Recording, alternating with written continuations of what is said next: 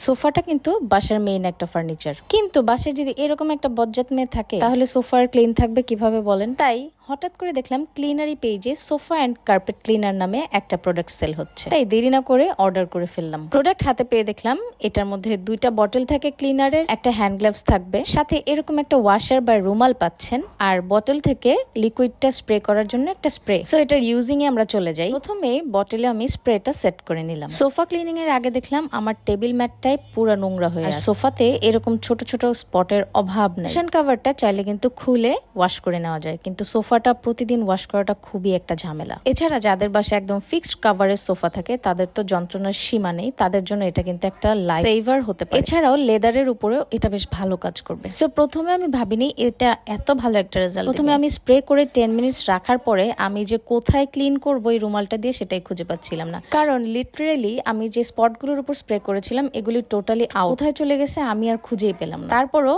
রুমালটা নিয়ে অযথা ঘষাঘষি করলাম। তারপর আমার যে টেবিল ম্যাটটা সেটাও বেশ ভালো ক্লিন হয়েছে। এন্ড লাস্টলি এই কার্পেট ম্যাটটার উপর এটার যে হোয়াইট অংশগুলো ছিল এগুলো দেখেই বোঝা যাচ্ছিল যে কি পরিমাণ নোংরা এটাতে ছিল।